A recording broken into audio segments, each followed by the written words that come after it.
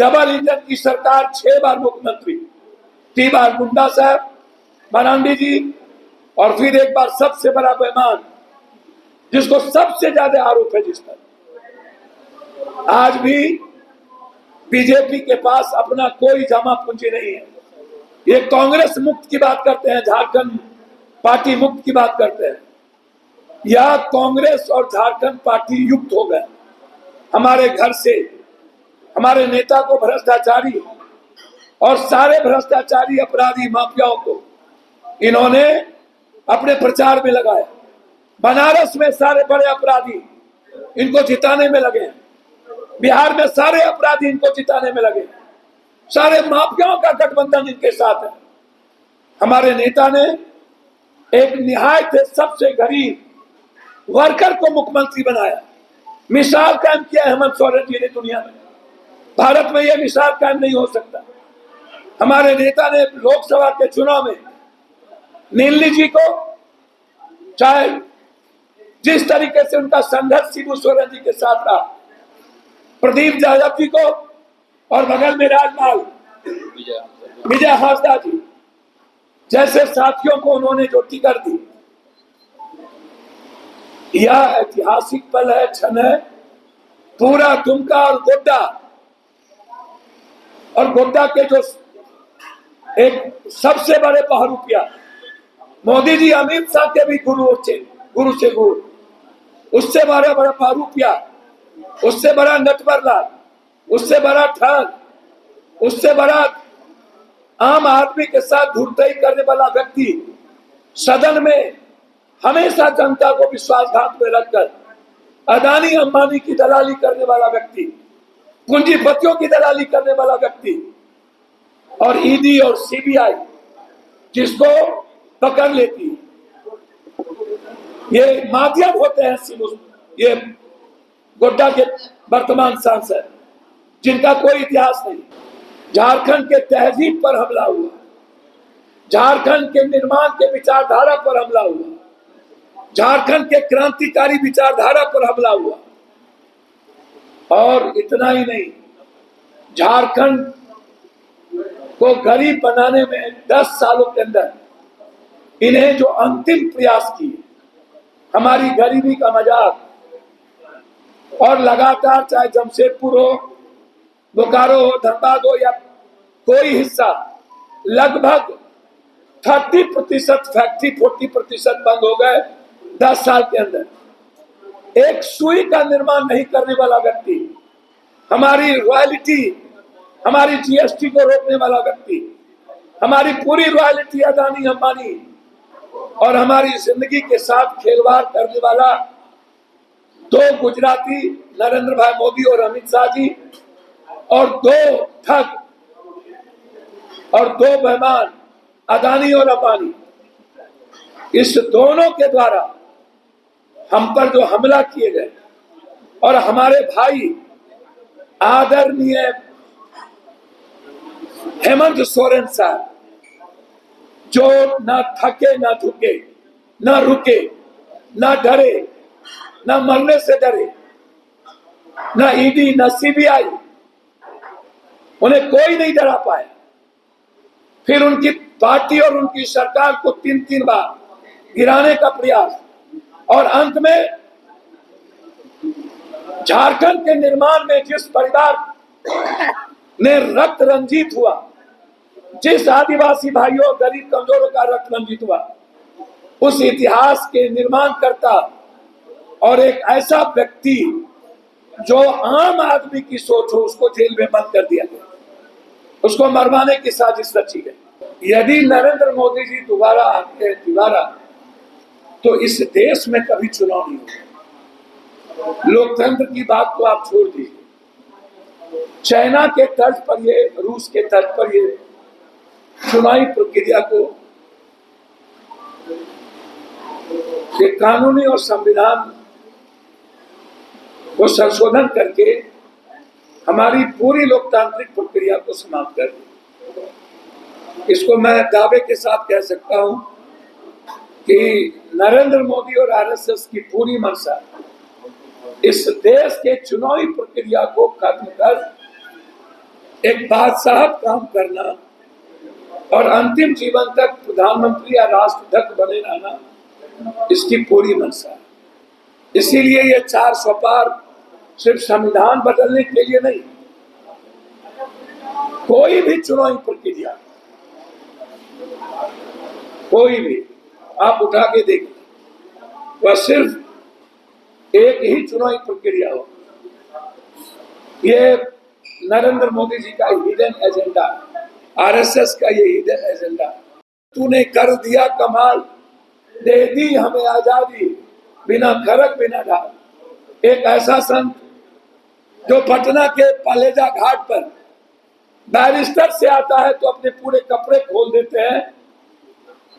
बदन वो नंगा कर लेता है और संकल्प लेता हो कि भारत के अंतिम व्यक्ति के बदन पर जब तक कपड़े, रोटी, कपड़ा, मकान नहीं मिलेगा तब तक हम वस्त्र नहीं पहनेंगे। जिस संत ने चंपारण से नील क्रांति की शुरुआत की, एक संदेश दिया पूरे विश्व को, जिस संत ने दुनिया में सबसे ज्यादा हिंसा के रास्ते को अपनाकर विश्व को संदेश दिया, जिस संत की तस्वीर आजादी के बाद से लेकर आज तक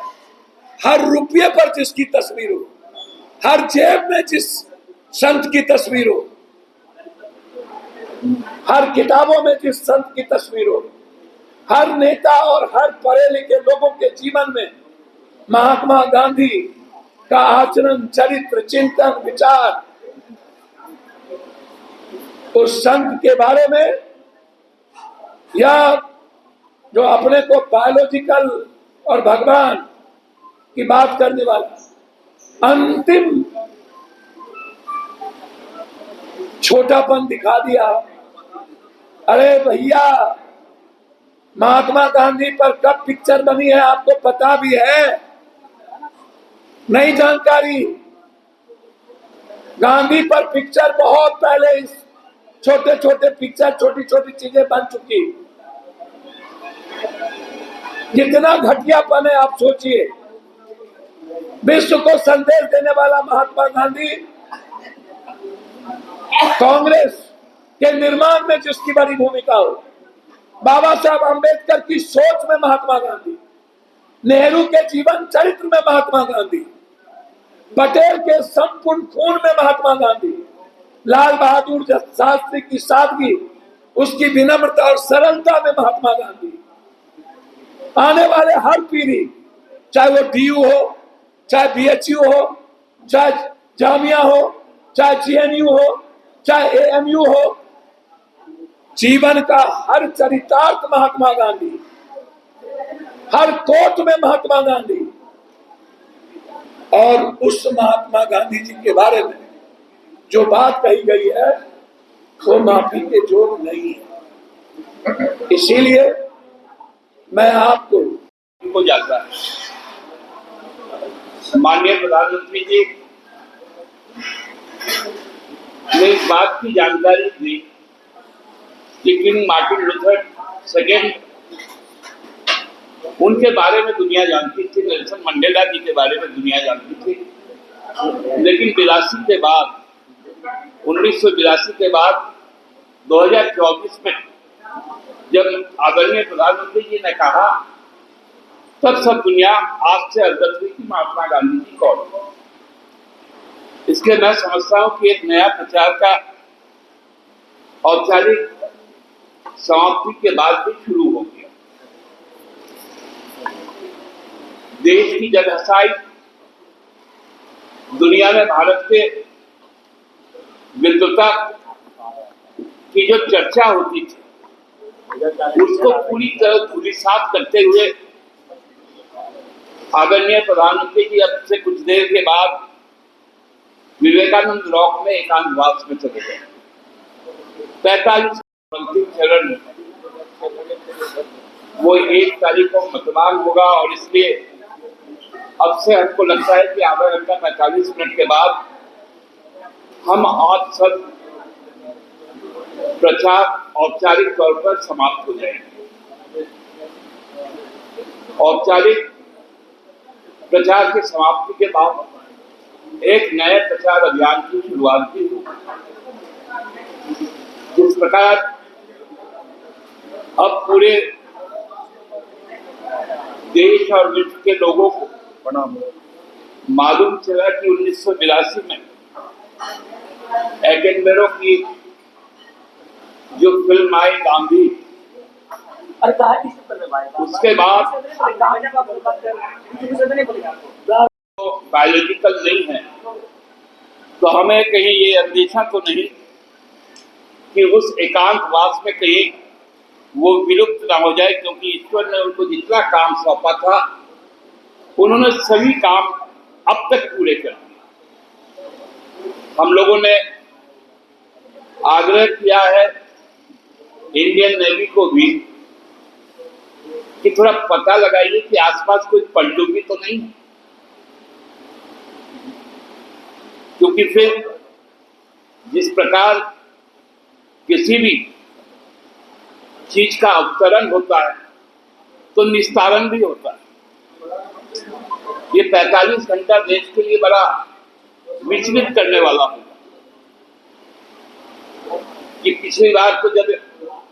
एकांतवास में गए थे तो एक आंख से देख रहे थे कि कैमरा चल रहा है या नहीं चल रहा है। इस बार क्या कैमरा उनके साथ रहेगा? एकांतवास में क्या और कोई रहेंगे? क्योंकि विचित्र तौर पे इस चुनाव को भारतीय जनता पार्टी ने लड़ा, जिन प्रत्याशियों को लड़ाया उसमें वो प्रत्याशी भी है जिनको मालूम चला, जिनसे हम लोगों को मालूम चला 2014 में देश आजाद हुआ। उसी तरह 82 में दुनिया को मालूम चला कि महात्मा गांधी नाम का कोई व्यक्ति